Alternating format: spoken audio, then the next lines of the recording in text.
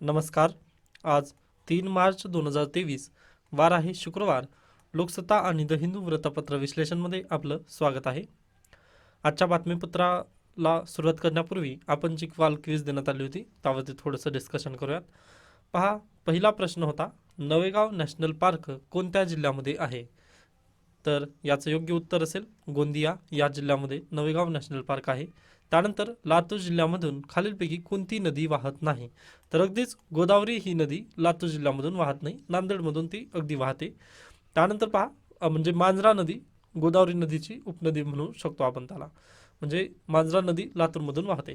त्यानंतर adopt heritage अंतर्गत private company करार कोणाशी करते? म्हणजे ॲडॉप्ट हेरिटेज याबद्दल एक लेख आलेला होता व 2017मध्ये जी बंद पडलेली स्कीम होती त्याला रिवाईव्ह करण्याचं काम वगैरे 2023मध्ये झालेलं आहे.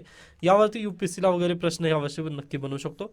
मग त्या अंतर्गत पहा, ॲडॉप्ट हेरिटेज ही म्हणजे ही जर या अंतर्गत प्रायव्हेट कंपनी जी आहे ती कोणाशी करार करते? तर मिनिस्ट्री ऑफ कल्चरशी करार करते, न की मिनिस्ट्री ऑफ टुरिझम किंवा कॉमर्स या संबंधी नाही, तर मिनिस्ट्री ऑफ कल्चर. त्यानंतर the international court of justice म्हणजेच ICJ याचे मुख्यालय कुठे आहे? तर द हेग येथे आहे. त्यानंतर COP28 ही परिषद कोणत्या देशात भरणार आहे? तर अगदीच UAE या देशामध्ये COP28 ही परिषद भरणार आहे. त्यानंतर सर्वोच्च न्यायालयाचे सरन्यायाधीश कोण आहेत सध्या? तर DY चंद्रचूड आहेत. त्यानंतर नाबार्डची स्थापना कधी झाली? तर 1982. आता हे जे घेतलेलं आहे प्रश्न नाबार्ड वगैरे जे आहे म्हणजे स्थापना वगैरे, कारण पहा UPSCने अशा पद्धतीने एक प्रश्न विचारलेला होता की LICची स्थापना, म्हणजे क्रम वगैरे लावायचा होता, क्रोनॉलॉजीवर वगैरे प्रश्न विचारलेला होता, त्यामुळे हे पण तुम्हाला न्यूज गरजेची आहे. त्यानंतर पहा, कालच्या वृत्तपत्रामध्ये अगदीच काही बातम्या वगैरे नव्हत्या, त्यानिमित्ताने मी करंट अफेअर्सची क्विज न घेता डायरेक्टली पॉलिटीची क्विज घेतलेली आहे. ओके, पॉलिटीची क्विज वगैरे काल दिलेली आहे, तर ती क्विज पाहण्यासाठी पहा तुम्ही पवननिलवा.com या वेबसाईटला तुम्ही सर्वप्रथम भेट द्या. त्यानंतर इथे पहा करंट अफेअर्स क्विज या सेक्शनमध्ये यावरती क्लिक करा तुम्ही. इथे आल्यानंतर पहा 01 म्हणजे पॉलिटीची क्विज आहे ही. आता 02 वगैरे अशा पद्धतीने, म्हणजे माझं एक मत असं आहे की आपण काय करूयात की बेसिकली विषयानुसार म्हणजे सब्जेक्ट वाईज वगैरे क्विज घेण्याचा प्रयत्न करूयात. ओके, व आठवड्याचं रविवार वगैरे जर असेल तर त्या दिवशी जे आठवड्यामध्ये सर्व करंट अफेअर्सचे जे प्रश्न वगैरे मी जे करंट अफेअर्स शिकवलेलं आहे त्या सर्व प्रश्नावरती आठवड्याला एकदाच क्विज वगैरे घेऊन टाकूयात व डेली वाईज सब्जेक्ट वाईज वगैरे क्विज घेतलं तर ते अगदी बेस्ट पडेल असं माझं मत आहे. त्यानंतर पहा, काल जी पॉलिटीची क्विज झाली, आता यामध्ये क्लिक केल्यानंतर पहा फक्त इथे मी कलमाबद्दलच वगैरे घेतलेलं आहे. आता ही कलम वगैरे आहेत हेच घेतलेले आहेत, तर आता तुम्ही हे नक्की सोडवू शकता क्विज. आता मी सोडत नाही आहे, परंतु जर शक्य झालं तर मी आता हे स्टेटमेंट पण देणार आहे, कारण पॉलिटीची स्टेटमेंट वगैरे यापैकी कोणतं चूक कोणतं बरोबर वगैरे जे आहे, फक्त आपलं जास्त क्लिष्ट असणार नाही, जास्त हार्ड मी क्विज ठेवणार नाही, फक्त मीडियम साईज वगैरे म्हणजे मीडियम लेवलवर वगैरे नक्की असेल आपली क्विज. तर तुम्ही नक्की याबद्दल मला सजेशन वगैरे यामध्ये काही चेंजेस वगैरे असतील तर तुम्ही नक्की मला सांगू शकता. त्यानंतर आता आपण वळूयात आपल्या आजच्या बातमीपत्राकडे. येथील न्यूज ही काहीही गरजेची नाही. त्यानंतर पुढे या, कसब्याचा किल्ला ढासळला, हे पण आपल्यासाठी गरजेची नाही. त्यानंतर ही न्यूज आपल्यासाठी अतिशय उपयुक्त आहे. सर्वोच्च न्यायालयाचा महत्त्वपूर्ण निकाल, निवडणूक आयुक्तांची नियुक्ती समितीमार्फत होणार आहे. आता पहा, तुम्ही अगदीच इंडियन पॉलिटीचा वगैरे विद्यार्थ्यांनी वगैरे अभ्यास केलेला असेल. ओके, इंडियन पॉलिटी म्हणजे एकदा लक्ष्मीकांत वगैरे घेतलं व त्याचं रिव्हिजन वगैरे केलं तर तसं होत नाही. म्हणजे फक्त एकदाच अभ्यास केलं व पुन्हा परत त्यामध्ये त्यामध्ये जे अपडेट वगैरे आहे त्याला न पाहणं हे म्हणजे चुकीचं आहे. त्यासाठीच पहा डेली वृत्तपत्राची वगैरे गरज असते. म्हणजे सांगायचा उद्देश हा माझा की डेली वृत्तपत्र वगैरे आपण का वाचायचं. आता पहा, सर्वांना माहिती असेल की जे निवडणूक आयोग आहे ते 324 या आर्टिकलनुसार वगैरे स्थापन झालेलं आहे, बरोबर. मग पहा, याच्या पूर्वी काय होतं तर निवडणूक आयुक्ताचं कशा पद्धतीने त्यांना हे करायचं, म्हणजे त्यांची अपॉइंटमेंट वगैरे कशा पद्धतीने व्हायची हे आपल्याला कुठेही देण्यात आलेलं नव्हतं. ओके, आर्टिकल 324 अंतर्गत म्हणजे निवडणूक आयोगाची स्थापना वगैरे झाली, परंतु निवडणूक आयोगाचे जे 2 निवडणूक आयुक्त आणि 1 चीफ इलेक्शन कमिशन म्हणजे मुख्य निवडणूक आयुक्त 1 आणि 2 फक्त निवडणूक आयुक्त, या तिघांची पण नेमणूक वगैरे कशी होणार या संदर्भात काहीही इंडियन पॉलिटीमध्ये वगैरे दिलेलं नव्हतं. मग आता ते कोण दिलेलं आहे? सुप्रीम कोर्टाने नवीन ॲड केलेलं आहे. मग पहा, आता जी इंडियन पॉलिटी तुम्ही लक्ष्मीकांत वगैरे वाचत आहात त्यामध्ये हा जो सुप्रीम कोर्टाचा आज जजमेंट आलेला आहे तो ॲड करायचा आहे. मग पहा, सुप्रीम कोर्टाचं जजमेंट काय आलेलं आहे तर पहा, पंतप्रधान, विरोधी पक्षनेते आणि सरन्यायाधीशांच्या समितीमध्ये समावेश असेल अशी एक समिती बसणार. ओके, आता हे जे 3 म्हटलं मी, आता थोडंसं कलर चेंज करेन मी पेनचा. तर पहा, आता हे जे 3 आहेत म्हणजे 2 निवडणूक आयुक्त आणि 1 मुख्य निवडणूक आयुक्त, या तिघांना अपॉइंट करण्यासाठी एक समिती बसणार आहे. या समितीमध्ये कोण असतील? मग एक PM असतील. ओके, त्यानंतर एक ऑपोजिशन पार्टीचे लीडर, ऑपोजिशन लीडर, त्यानंतर CGI. ओके, या तिघांची एक समिती असेल व या तिघांनी मिळून जे नाव वगैरे फायनल करतील त्या नावाची इथं अपॉइंटमेंट वगैरे त्यांना मिळून जाईल व यांना डायरेक्टली हे म्हणजे हे नाव सजेशन करतील. ओके, हे सजेस्ट करतील नाव व हे सजेस्ट केल्यानंतर नाव कुठं जाईल? प्रेसिडेंट ऑफ इंडिया, प्रेसिडेंटकडे जाईल व प्रेसिडेंट ऑफ इंडिया यांना शपथ वगैरे देतील व हे जाईल इथे म्हणजे ह्यांची अपॉइंटमेंट वगैरे अशा पद्धतीने होईल. मग आता पहा, ही अशी प्रोसिजर वगैरे तयार झालेली आहे. परंतु हे इंडियन पॉलिटीमध्ये वगैरे दिलेलं होतं का? तर बिलकुल नाही. मग पहा, आता सध्याला जोपर्यंत कायदा वगैरे येणार नाही तोपर्यंत ही अशाच पद्धतीची सिस्टीम वगैरे राहील. मग आता पहा, जे पार्लिमेंट आहे आपली, पार्लिमेंट वगैरे यावरती कायदा बनवेल, मग त्यावेळेस नवीन पद्धत वगैरे येईल. तोपर्यंत तरी तुम्हाला हे अद्याप हेच करायचं आहे. मग पहा, आता पार्लिमेंट कायदा बनवल्यानंतर पण आपलं पुस्तक वगैरे अपडेट नसतं. मग त्यासाठी आपल्याला डेली वृत्तपत्राची गरज असतेच. त्यासाठी पहा, फक्त फॅक्ट वाचून चालत नाही, तर त्यामध्ये गरजेचं काय काय होतं ते पण वाचणं गरजेचं आहे. आता इथे आता पहा, पंतप्रधान ठीक आहे, त्यानंतर CGI पण असतात, परंतु ऑपोजिशन पार्टीचे लीडर वगैरे असतात का आपल्याकडे दरवेळेस अवेलेबल? तर बिलकुल नसतात. म्हणजे आता सध्याला पण पहा, BJP सत्तेत आल्यानंतर अगदीच महत्त्वपूर्णरित्या वगैरे ते सत्तेत आलेले, म्हणजे अगदी स्पष्ट बहुमताने वगैरे ते सत्तेत आहे. मग पहा, INC जे म्हणतो, इंडियन नॅशनल काँग्रेस, यांच्याकडे किंवा जे तृणमूल काँग्रेस आहे किंवा अन्य विरोधी पक्ष वगैरे यांच्याकडे परिपूर्णरित्या बहुमत आहे का? ज्यांना म्हणजे त्या विरोधी पार्टी म्हणून त्यांना म्हणण्यास एवढं तरी बहुमत भेटलेलं आहे का? तर बिलकुल नाही.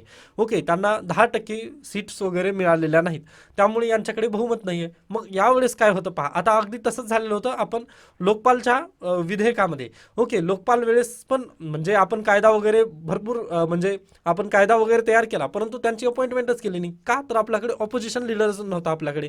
ओके, मग आपण लोकपाल विधेयक आल्यानंतरही त्यावर काहीच ॲक्शन वगैरे घेतलं नाही. मग सुप्रीम कोर्टाने तेव्हा सांगितलेलं होतं की जर तुमच्याकडे ऑपोजिशन पार्टीचा लीडर वगैरे जर नसेल तर तुम्ही काय करा, ऑपोजिशनमध्ये जी मोठी पार्टी आहे म्हणजे इंडियन नॅशनल काँग्रेस, त्यांची जी मोठी पार्टी आहे त्यांचा लीडर जे असेल त्याला तुम्ही या समितीमध्ये वगैरे बसवा. व आज पण सुप्रीम म्हणजे काल जेव्हा निर्णय घेतला तेव्हा सुप्रीम कोर्टाने पण तेच म्हटलं की लोकसभेमध्ये विरोधी पक्षनेता नसेल, ओके, विरोधी पक्षनेता नसेल तर विरोधी पक्षांमधील सर्वात मोठ्या पक्षाचा नेता या सल्लागार समितीचा सदस्य राहील, असेही स्पष्ट करण्यात आलेले आहे. त्यानंतर निवडणूक आयोगाने आपले काम घटनेच्या चौकटीमध्ये केले पाहिजे. मुक्त आणि निष्पक्ष निवडणूक घेण्यात आयोग कमी पडला तर त्यामुळे लोकशाहीचा मूळ आधार असलेले कायद्याचे राज्य डळमळीत होते. त्यासाठी आपला निवडणूक आयोग जे आहे ते स्वतंत्ररित्या काम करणं हे अगदी गरजेचं आहे, असं त्यांनी म्हटलेलं आहे. त्यानंतर घटनेतील अनुच्छेद 324 नुसार संसदेने यासाठी अद्याप कोणताही कायदा केलेला नाही आहे. मग आता कायदा वगैरे केल्यानंतर आपण ते पाहूयात. आता पहा, आता मग बॅकवर्ड लिंकेजेस काय आहे, जे कंबाईनचे वगैरे विद्यार्थी आहेत त्यांच्यासाठी निवडणूक आयोगाचे सर्व कलम वगैरे त्यांनी पाठ करायचे आहेत व त्यावरती मी क्विज पण घेणार आहे. ओके, आज परत मी पॉलिटीचेच प्रश्न वगैरे देणार आहे कारण माझं पण सध्याला रिव्हिजन पॉलिटीमध्ये आहे. ओके, मग हे सर्व तुम्हाला घटनाक्रम वगैरे माहिती पाहिजे व तुमच्या पुस्तकामध्ये पण तुम्ही हे सर्व काही अपडेट करू शकता. त्यानंतर आपण नेक्स्ट न्यूजकडे वळूयात. अदानी हिंडनबर्ग प्रकरणी चौकशी समिती स्थापन, सर्वोच्च न्यायालयाचा निर्णय, निवृत्त न्यायमूर्ती अभय सप्रे अध्यक्ष असणार आहेत. त्यासोबतच पहा, सेबीलाही अवघ्या 2 महिन्यामध्ये त्यांचा अहवाल वगैरे स्पष्ट करण्याचे सर्वोच्च न्यायालयाने आदेश दिलेले आहेत व ही चांगली न्यूज आहे कारण पहा, गुंतवणूकदारांचे $140 अब्ज धुतले गेले आहेत. ओके, म्हणजे एवढा लॉस वगैरे त्यांना अगदीच झालेला आहे, हे आपण इथं बेसिकली पाहू शकतो. अदानी हिंडनबर्ग प्रकरणी आता सर्वोच्च न्यायालयानेच त्यामध्ये लक्ष घातलेलं आहे. ओके, ठीक आहे, चांगली बातमी आहे. त्यानंतर पुढे चला, येथून अन्य न्यूज गरजेचे नाही आपल्यासाठी, पुढे या डायरेक्टली. ओके, त्यानंतर पहा, सर्व राजकीय बातम्या आहेत. त्यानंतर ईशान्य भारतात भाजपचे वर्चस्व म्हणजे BJP निवडून आलेली आहे तिकडे. ठीक आहे, 3 राज्यांचा निकाल वगैरे लागलेला आहे, चालेल. त्यानंतर पुढे या सत्ता संघर्षाची सुनावणी रेंगाळली, म्हणजे अगदीच शिंदे गटांचं जे मत वगैरे होतं ते परिपूर्णरित्या म्हणजे ऐकून घेणं वगैरे झालं नाही सुप्रीम कोर्टाला काल. त्यामुळे काय झालेलं आहे पहा, आता अगदीच आजपासून सुप्रीम कोर्ट जे आहे ते होळीच्या सुट्टीवर वगैरे जात आहे, होली व्हॅकेशनवर आहे. मग घटनापीठासमोर 14 मार्च रोजी परत एकदा शिंदे गटाचा वगैरे युक्तिवाद होणार आहे. ओके, आता तो स्थगित वगैरे झालेला आहे. त्यानंतर पुढे चला, लोकसत्ता विचार ही इथून आपल्याला गरजेचं नाही आहे, परंतु इथे पहा, बौद्धिक संपदा अधिकार का महत्त्वाचे आहेत. आता हे पण एकदा विश्लेषणमध्ये आलेलं होतं मागच्या आठवड्यामध्ये. परत एकदा मी यावरती थोडंसं डिस्कशन करणार आहे. एखाद्या गोष्टीची निर्मितीचे हक्क निर्मात्याकडे राहावेत यासाठी बौद्धिक संपदा अधिकाराची मोलाची भूमिका बजावतात. या अधिकारांमुळे संशोधकांना त्यांच्या संशोधकाचे स्वामित्व हक्क मिळतात. अगदी ज्या पद्धतीने पहा, आता ही व्हिडिओ मी तयार करतोय. ओके, मग आता ही व्हिडिओ मी तयार करत असताना यात माझा आवाज आहे, त्यानंतर यात माझी आयडिओलॉजी वगैरे आहे, हे सर्व माझं आहे, बरोबर. मग हे काय आहे, म्हणजे हे जे प्रोडक्ट वगैरे आहे हे कोणाशी बिलॉंग करतं, तर पवन निलेवाड. ओके, मग पहा, या व्हिडिओला जर मी यूट्यूबवरती वगैरे अपलोड केल्यानंतर हे डायरेक्टली मला कॉपीराईट वगैरे इश्यू देईल का, तर बिलकुल नाही. परंतु आता याच व्हिडिओला जर तुम्ही जर अपलोड वगैरे केला तर तुम्हाला काय म्हणेल, कॉपीराईट व्हिडिओ आहे. अगदी त्याच पद्धतीने हा जर प्रोडक्ट वगैरे एखादी प्रोडक्ट आहे, तर जे प्रोडक्ट आहे जे मी तयार केलेलं आहे व या प्रोडक्टला मी जर पेटेंट वगैरे जर करून ठेवलं तर तुम्हाला ती यूज वगैरे करता येणार नाही. अशा पद्धतीने ही जे इंटेलेक्च्युअल प्रॉपर्टी राईट्स वगैरे अशा पद्धतीने असतात ते. ओके, म्हणजे पेटेंट वगैरे करून ठेवणं. आता अगदीच जर तुम्ही कोणतंही उदाहरण वगैरे घेऊ शकता, एखादी आयफोन म्हणजे अगदीच गाडीचं बाईकचं इंजिन वगैरे म्हणू शकतो आपण. आता पहा, हिरो होंडाची जी बाईक वगैरे असतात त्यांची जी टेक्नॉलॉजी असते ती टी टेक्नॉलॉजी वगैरे असते. ओके, मग पहा, ह्यांची टेक्नॉलॉजी वेगळी, त्यानंतर बजाजची वेगळी टेक्नॉलॉजी वगैरे असते. म्हणजे पहा, बजाजचे जे हे आहेत बाईक्स वगैरे त्यांचे जे ॲव्हरेज वगैरे असतं त्यांचं वेगळं ॲव्हरेज आहे व होंडाची जी गाडी आहेत त्यांचे ॲव्हरेज वेगळे आहे. मग पहा, जे होंडाची जी गाडी आहे, मग त्या गाडीचं काय केलेलं आहे, यांनी पेटेंट स्वतः केलेले आहेत. ओके, आता ही होंडाचीच गाडी आहे, मग यांनी इथं जाऊन पेटेंट वगैरे तयार केले. मग पेटेंट तयार केल्यानंतर पहा, ही इंजिन वगैरे दुसऱ्या कंपनी वगैरे वापरू शकत नाहीत. हां, पण त्यांची आयडिओलॉजीनुसार ते दुसरं बदल वगैरे करून नक्की याचा वापर करू शकतात. अगदी तसंच हे जे लोकसत्ता वृत्तपत्र आहे ते दुसरं कोणीतरी त्यांचे विचार वगैरे मांडून तिथं ती यूट्यूबवरती वगैरे अपलोड करू शकतात. ते अशा पद्धतीने आहे. मग याचा फायदा काय होतो पहा, ही पेटेंट वगैरे करण्याचा फायदा काय आहे, तर याची स्वामित्व हक्क मिळाल्यानंतर आपल्याला याची आर्थिक मदत होते. ओके, आर्थिक स्वरूपात वगैरे मदत करता येते. आर्थिक मदत वगैरे घेण्यात याचा फायदा होतो. कशा पद्धतीने पहा, आर्थिक मदत जर भेटल्यानंतर काय होतं पहा, आता मी व्हिडिओ तयार करतोय, मग पहा मला आर्थिक यूट्यूब काय करतं, तर मला आर्थिक वगैरे मदत देतं. मग मला आर्थिक मदत देतं म्हणून मी एनकरेज होतो, मग तशाच पद्धतीने व्हिडिओ वगैरे बनवत जातो. मग याचा परिणाम काय झाला पहा, मला म्हणजे उत्सुकता किंवा म्हणजे मला त्यामध्ये मोटिवेशन वगैरे येतं. अगदी तशाच पद्धतीने होंडानी जे पेटेंट वगैरे तयार केलं, यांना फायदा काय मिळाला, तर पेटेंट वगैरे केलं तयार. मग जेवढ्या बाईक वगैरे विकल्या जातील तेवढ्या यांना काय होतं, इन्कम येते, म्हणजे आर्थिक फायदा वगैरे जाईल. ओके, आर्थिक फायदा झाल्यानंतर पहा, होंडाला काय मिळेल, मग होंडा कंपनीला मिळेल की त्यांना मोटिवेशन राहील की आपल्याला फायदा होतोय. यासाठी त्यांनी काय करत राहतील, तर परत एकदा संशोधन वगैरे करत राहतील. त्यासाठी हे काय आहे, तर इंटेलेक्च्युअल प्रॉपर्टी राईट हे अगदी महत्त्वाचे असतात. ओके, त्यानंतर पुढे या, भारताचे स्थान कुठे आहे मग या सर्व घटनाक्रमामध्ये, तर पहा, US चेंबर ऑफ कॉमर्सच्या आंतरराष्ट्रीय बौद्धिक संपदा निर्देशांकामध्ये भारताच्या 55 देशामध्ये फक्त 42वा स्थान वगैरे आपल्याला, त्या दिवशीच आपण हे पाहिलेलं होतं, 55मध्ये 42वा स्थान वगैरे आपल्याला होता. त्यानंतर चायनाचा कितवा आहे मग स्थान, तर 24वा चायनाचा स्थान आहे. व आपण कितव्या स्थानी आहोत, तर 42व्या. म्हणजे उलटं करा तुम्ही, हे तुम्हाला अगदी समजून येईल. त्यानंतर पुढे या, बौद्धिक संपदा अधिकार म्हणजे काय, परत एकदा तेच दिलेलं आहे. जर डेफिनेशन वगैरे, आता तुमचं MPSC जे विद्यार्थी करणार आहेत त्यांना तर आता याची टेन्शनच नाही आहे की त्यांना लेखी वगैरे लिहायची गरज नाही आहे, त्यामुळे तुम्ही हे सोडून देऊ शकता. ओके, जे UPSC वाले वगैरे त्यांनी हे विश्लेषण वगैरे एकदा वाचून घेऊ शकता, किंवा याला डायरेक्टली डिफाईन वगैरे तुम्ही त्या पद्धतीने तर करू शकता, असं माझं मत आहे. कारण तुम्हाला पहा, वृत्तपत्रामधून जर तुम्ही नोट्स काढत आहात म्हणजे ते योग्य ठरणार नाही. कारण GS3साठी हे तुम्हाला अगदी असायलाच पाहिजे. त्यामध्ये वर्ल्ड ट्रेड ऑर्गनायझेशन वगैरे आहेत, ते तिथं तुम्हाला ह्याचे नोट्स वगैरे उपलब्ध असतील, असं माझं मत आहे. तरी एकदा मी वाचतोय, कला क्षेत्रातील साहित्य, शिल्प, चित्र, नाट्य, संगीत यासह इतर प्रकारच्या निर्मितीवर निर्मात्याचे स्वामित्व हक्क असतात. उत्पादनाची ओळख पटवणारे चिन्ह, घोषवाक्य आणि ब्रँड नेम यावर ट्रेडमार्कची नोंदणी वगैरे होते. त्यानंतर कायदेशीर संरक्षणाचा हेतू काय, बौद्धिक संपदा संकल्पना 17व्या आणि 18व्या शतकात ब्रिटनमध्ये विकसित झाली. 19व्या शतकातील तिला बौद्धिक संपदा या नावाने ओळखली जाऊ लागली. तिला कायदेशीर स्थान 20व्या शतकात मिळाले. बौद्धिक संपदेचा व्यावसायिक वापर करू शकते, यातून त्याला आर्थिक लाभ होतात, ते आपण आत्ताच पाहिलेलं आहे. त्यानंतर बौद्धिक संपदा अधिकारांमुळे चुकीच्या व्यावसायिक पद्धतींचा शिरकाव होत नाही, तसेच गैरप्रकारांना आळाही बसतो. असे असेल तरी जीवरक्षक औषधांची बौद्धिक संपदा सर्वांसाठी खुली करावी अशी मागणी जोर धरू लागली आहे.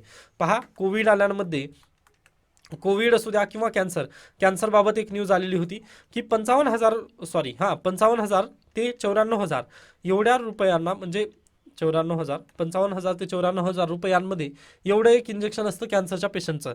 ओके, मग पहा त्यावर जर जे इंटेलेक्च्युअल प्रॉपर्टी राईट्स वगैरे जर आपण तयार केले तर 55,000 किंवा 94,000 एवढे इंजेक्शनाची आपल्याला काय किंमत मोजावी लागते, बरोबर. मग पहा जर आपल्याकडे जे इंटेलेक्च्युअल प्रॉपर्टी राईट्स वगैरे आहेत, IPR ज्याला म्हणतो आपण, याला जर आपण म्हणजे बायपास वगैरे केलं तर हेच काय अधिकार भेटतील आपल्याला. 55,000 ऐवजी इंजेक्शन आपण किती रुपयांमध्ये वगैरे तयार करू शकतो, तर 2,000 किंवा जास्तीत जास्त झालं 10,000 रुपयाला वगैरे ते इंजेक्शन भारतामध्ये वगैरे आपण पुरवठा करू शकतो. परंतु इंटेलेक्च्युअल प्रॉपर्टी राईट तिथे अवेलेबल असल्यामुळे आपल्याला ती इंजेक्शन वगैरे सर्वसामान्य भारतीयांसाठी वगैरे उपलब्ध करून देता येत नाही आहे. मग त्यामुळे सध्याला मागणी उठत आहे की जे औषधं वगैरे आहेत, औषध फार्मसी सेक्टर वगैरे जे आहे त्यामध्ये इंटेलेक्च्युअल प्रॉपर्टी राईट वगैरे असू नये असं तज्ज्ञांचं वगैरे मत आहे किंवा मागणी जोर धरू लागली आहे, हे आपण इथं बेसिकली सांगू शकतो. ओके, आय होप हे तुम्हाला समजलेलं असेल. म्हणजे त्यामध्ये काही त्यामध्ये काही समजण्यासारखं वगैरे काही नव्हतं, डायरेक्टली फॅक्ट वगैरे होता, ते आय थिंक समजलेलंच असेल. त्यानंतर पुढे या एक पोपट सुटला. आता पहा एक पोपट सुटला हे कशा संदर्भात म्हटलेले, तर कारण पहा केस्ड पॅरेट या संदर्भात अगदी पूर्वी पण लेख आलेला होता.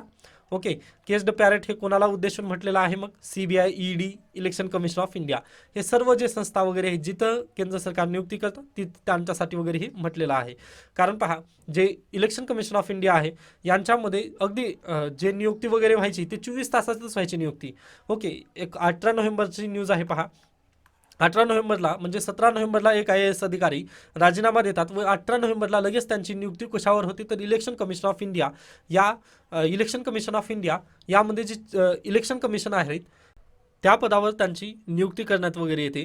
मग यामुळे झालं काय पहा, तर अगदी 24 तासामध्ये एकदा एवढा सुपरफास्ट निर्णय वगैरे कसं घेऊ शकतात. कारण पहा एक निर्णय जर घेतला यांनी तर एका निर्णयाचा परिणाम किती आपली जी जनता आहे संपूर्ण भारतावर वगैरे याचा परिणाम होतो व लोकशाहीवर याचा परिणाम होतो. त्यासाठी जे योग्य पद्धतीने वगैरे यांची नियुक्ती वगैरे करण्याची गरज होती हेच आपण इथं म्हणू शकतो.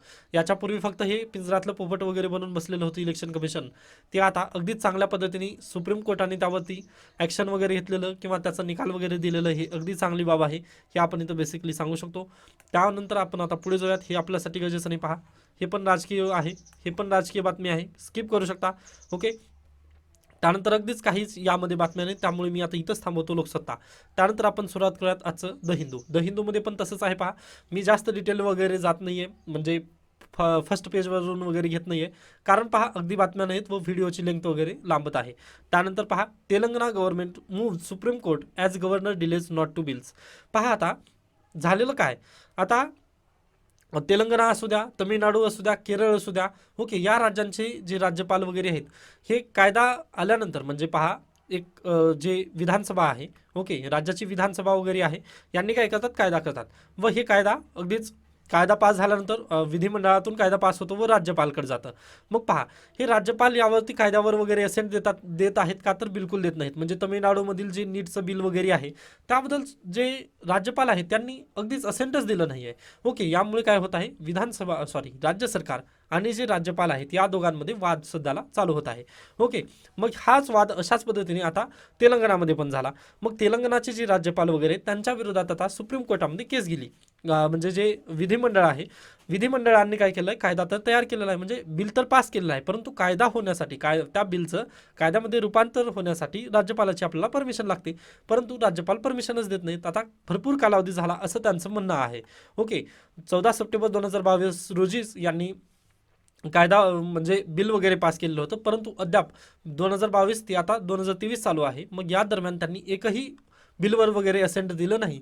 यामुळे आता काय केलेलं आहे त्यांनी, तर सुप्रीम कोर्टामध्ये गेलेले आहेत की याबद्दल पण थोडंसं पहा. आता सुप्रीम कोर्ट अगदीच या जर केसला वगैरे जर त्यांनी ठेवून घेतलं किंवा यावरती जर जजमेंट द्यायचं जर ठरलं तर ती पण ऐतिहासिक केस वगैरे होईल. कारण पहा माझ्या मते असं चांगलं जर सुप्रीम कोर्टाने जजमेंट दिलं तर ती अगदी बेस्ट होईल. कारण पहा आता राज्यपालांजवळ काय आहे, तर अगदीच त्यांचा विवेकाधिकार वगैरे देण्यात आलेला आहे या संदर्भात. मग पहा जर सुप्रीम कोर्टामध्ये याला जर टाईम लिमिट जर दिली तर ते बेस्ट होईल. Okay, time limit. आता पहा जे राज्यपाल वगैरे आहेत हे अगदीच टाईम लिमिट वगैरे किंवा बाउंड वगैरे नसतात, त्यामुळे ते कितीही दिवस जर त्या बिलवर असेंट न देता जर बसले तरी कोणाचं वगैरे तिथं काही हरकत नाही. परंतु पहा विधानसभा हे कसं असते, निवडून आलेल्या निवडून आलेल्या प्रतिनिधींची बॉडी असते. ओके, म्हणजे पहा आपले जे आमदार वगैरे आहेत ते विधानसभेमध्ये असतात व राज्यपाल कसं असतं ते सिलेक्टेड असतं. मग विधानसभेमध्ये जे निवडून आलेले प्रतिनिधी असतात त्यांना जास्त लोकांचे पेशन्स वगैरे माहिती असतात, समस्या माहिती असतात, की जे सिलेक्टेड कॅन्डिडेट असतात त्यांना माहिती असतात. तर बिलकुल अगदीच निवडून आलेल्या प्रतिनिधींना. त्यामुळे पहा विधानसभेचं इथं प्रोडक्टिव्हिटी वगैरे जी आहे ते कमी करण्याचं काम राज्यपाल वगैरे सध्याला करत आहे. त्यामुळे बेसिकली जर पाहिलं आपण तर सेंट्रल गव्हर्नमेंटचं एजंट म्हणून राज्यपाल काम करत जरी असलं तरी आता जे कायदे वगैरे विधानसभा करत असते त्यावरती टाईम लिमिट तरी असावं असं माझं मत आहे, किंवा सोल्युशन वगैरे आपण तिथं तशा पद्धतीने काढू शकतो. कारण पहा आता आपल्या महाराष्ट्रामध्ये पण तसं झालेलं होतं. 12 ज्या नियुक्त्या वगैरे करण्यात आल्या, म्हणजे 12 आमदारांच्या नियुक्त्या संदर्भात वगैरे पत्र देण्यात आलं होतं. परंतु त्यांनी भगतसिंग कोश्यारी जेव्हा होते त्यांनी पण तशाच पद्धतीने वक्तव्य वगैरे इथं केलेलं होतं, किंवा त्याच पद्धतीने त्यांनी विवेकाधिकार वगैरे स्वतःचा वापरत होते. ओके, किंवा जशा पद्धतीने त्यांनी आणीबाणी वगैरे लावली. म्हणजे हे सर्व काय आहेत तर इथं जे स्टेट गव्हर्नमेंट आहे व राज्यपाल आहे यांचं कन्फ्लिक्ट दिसून येतं. ओके, व हे कन्फ्लिक्ट जर झालं तर पहा जे विधानसभेमध्ये आपण जे प्रतिनिधी निवडून दिलेले आहेत मग त्यांचं काम काय राहिलं जर राज्यपालच सर्व जर काम करत असतील. ओके, म्हणजे पहा राज्यपालाकडेच आपण जर सर्व पॉवर वगैरे जर दिलेली असेल तर मग हे विधानसभेमध्ये आपण प्रतिनिधी देण्याची गरजच काय होती. कारण पहा विधानसभेचा म्हणजे विधानसभेचे जे आमदार वगैरे आहेत यांनी काय केलेलं आहे, बिल पास केलेलं आहे. ओके, विधानसभेच्या आमदारांनी बिल पास केलं, बरोबर. मग बिल यांना गरज होती, राज्यामध्ये गरज होती, यासाठी यांनी बिल पास केलं. ठीक आहे. मग पहा बिल पास केल्यानंतर राज्यपाल यावरती काय देत आहेत, असेंटच देत नाहीत. मग असेंट देत नाहीत तर मग यांनी बिल पास करण्याचं गरजच काय होती. ओके, राज्यपालांची मनमानी तर इथं होणारच आहे ना बेसिकली. मग यांची हे बॉडी ठेवण्याची गरजच नाही ना मग. ओके, म्हणजे अध्यादेश तर राज्यपाल पण देऊ शकतात. मग तेवढा खर्च आपण जे पार्लमेंटवर वगैरे जे खर्च करतो तेवढा खर्च न करणार, म्हणजे तेवढा खर्च कशाला करायचा, टॅक्सपेअरचा पैसा तेवढा वाचवला तर ते बेस्ट होईल. मग यासाठी पहा राज्यपालांची जी पॉवर वगैरे दिलेली आहे ती आपल्याला अगदीच कमी करणं वगैरे गरजेचं आहे, असं आपण इथं सोल्युशन नक्की देऊ शकतो. कारण पहा सध्याला राज्यपाल हे सेंट्रल गव्हर्नमेंटचे काय आहेत एजंट स्वरूपात वगैरे काम करत आहेत. हेच प्रॉब्लेम वगैरे सध्याला दिसत आहे. त्यासाठी सुप्रीम कोर्टाने जर ही केस ऐतिहासिकरित्या जर घेतली तर अगदीच यावरती टाइम लिमिट वगैरे सांगावं त्यांनी, हे आपण इथं बेसिकली सांगू शकतो. कारण पहा सध्याचे जे CJI आहेत यांनी अगदी त्या पद्धतीने वगैरे सध्याला जजमेंट वगैरे देत आहेत. म्हणजे जसं इलेक्शन कमिशन ऑफ इंडिया याचं पण जजमेंट वगैरे आलं. त्यानंतर अगदीच काल आणखीन एक घडलं न्यूज, जे बार असोसिएशन असतं, बार असोसिएशनच्या अध्यक्षांना पण अगदीच CJI जे DY चंद्रचूड आहेत यांनी फटकारलेलं आहे काल. अगदी ते तुम्हाला माहीत नसेल, म्हणजे अशा पद्धतीने रिलेशन वगैरे कसं असतं, बार असोसिएशन आणि सुप्रीम कोर्ट असू द्या किंवा हायकोर्ट असू द्या किंवा आपले जे साधारण न्यायालय वगैरे असतात त्यामध्ये पण जे अगदीच बार असोसिएशन वगैरे त्यांचं रोल काय असतं हे जर तुम्हाला माहिती असेल तर तुम्ही ते अगदीच कशा पद्धतीने DY चंद्रचूड यांनी फटकारलं वगैरे व ते अगदी गरजेचं वगैरे काय होतं हे आपण इथं बेसिकली सांगू शकतो, की DY चंद्रचूड यांचं जे मत आहे ते तुम्हाला अगदीच त्यांची पर्सनॅलिटी वगैरे ओळखून येईल जर तुम्ही ते बार असोसिएशनचं रिलेशन वगैरे जर तुम्हाला माहिती असेल तर. आता ते थोडंसं जास्तच पुढे जाईल, म्हणजे ते सिलेबसच्या आउट ऑफ सिलेबस वगैरे होईल, त्यामुळे मी त्याला स्किप करतोय. व पुढे जाऊयात आपण दुसरी न्यूज पाहूयात. आता पहा एडिटोरियल आहेत. आता हे मी एडिटोरियल बिलकुल वाचणार नाही आहे. जर तुम्हाला वाचायचं असेल तर तुम्ही वाचू शकता, परंतु टाइम वेस्ट करण्यात काही अर्थ नाही. 85 दिवस राहिलेले आहेत त्यामुळे प्लीज स्किप करू शकता. म्हणजे इंडिया युक्रेन वॉरबद्दल वगैरे आहे. काय झालेलं आहे पहा, पंतप्रधान नरेंद्र मोदी आणि जॉर्जिया मेलोनी, मी काल प्रश्न घेताना म्हटलेलं होतं की इटलीच्या पंतप्रधान वगैरे भारतात येणार आहेत. मग त्यांची भेट झाली. मग त्यांनी म्हटलेलं आहे की आता आपण म्हणजे G20 जे गट आहे, जे भारत प्रेसिडेन्सी वगैरे करत आहे त्याचं, मग त्या प्रेसिडेन्सी काळामध्ये वगैरे रशिया आणि युक्रेनचं वगैरे जे युद्ध आहे ते थांबलं पाहिजे वगैरे असं त्यांचं मत आहे. व भारत पण म्हटलं की आम्ही पण थांबू वगैरे.